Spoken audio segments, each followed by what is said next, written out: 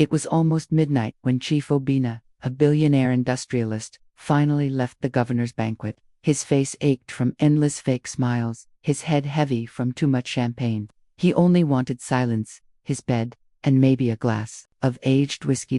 As he slid into the back seat of his sleek black SUV, his personal driver Musa glanced at him through the rearview mirror. The man had been driving him for 2 years, now always quiet, never nosy. But tonight, something about his eyes felt different. Uneasy. Halfway into the drive, Musa slowed the car near a dark intersection. Chief frowned. "Why are you stopping? Home is the other way." "Sir, please, don't say a word," Musa whispered suddenly, his voice sharp but trembling. Obina stiffened. His first thought was betrayal, kidnap, robbery. He reached for the door handle, ready to bolt, but Musa's hand shot up, not in threat, but in desperate plea. "Sir, I beg you, just stay quiet for 2 minutes." The billionaire's chest tightened. He wanted to shout, to demand answers, but something in the driver's trembling voice stopped him, and then he heard it. From the back of the SUV, a faint cough. A child's cough. Obina turned sharply. There, curled up under a thin blanket in the third row of the car, was a little girl. His eyes widened. "Who is that?" "My daughter," Musa whispered, shame in his voice. "Please, sir, let me explain." Obina's face burned with anger. "You brought a child into my car, into my house, and when—" Musa gripped the steering wheel tighter. His voice cracked. "She has nowhere else to go. Her mother died last year. I've been raising her alone." The girl stirred, her eyelids fluttering open. She was thin, far too thin for her age. 8, maybe 9. Her uniform was torn, her shoes scuffed, yet her eyes, big, round, shimmering, were filled with a mixture of fear and trust. "Pop," she whispered softly. Musa's face broke. "Sleep, Zainab, sleep. Papa is here." Obina felt something twist in his chest. He hadn't heard that word papa in years, not since his own daughter, Adaze, stopped calling him that. She was in Canada now, studying, far from his reach. They barely spoke anymore. He had been too busy building his empire to absent when it mattered. The SUV felt suddenly smaller, the silence heavier. "You've been hiding her in my car?"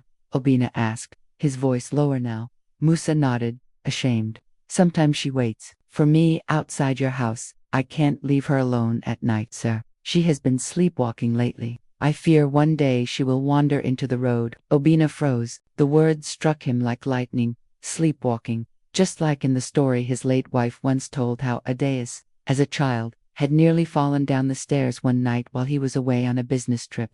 He hadn't even known until days later. His throat tightened. He looked at Zainab again, small, vulnerable, sleeping in a stranger's car because her father had no choice. For the first time in years, Obina felt something crack in his billionaire armor.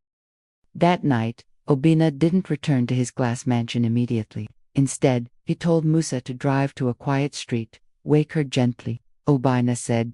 Bafna obeyed, whispering softly until Zainab's eyes opened. She looked around, confused, then frightened when she saw Obina staring at her. "It's okay," Obina said awkwardly. His voice came out softer than he intended. "You're safe." The girl blinked at him, then clung tightly to her father's sleeve.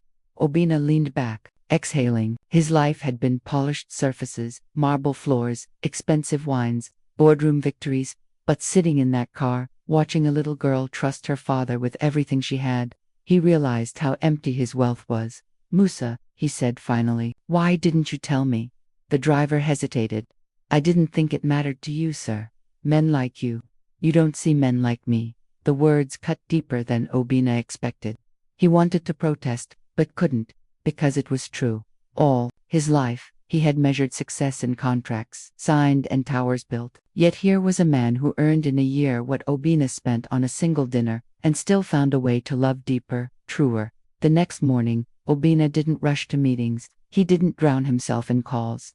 Instead, he asked Musa to bring Zainab inside the mansion.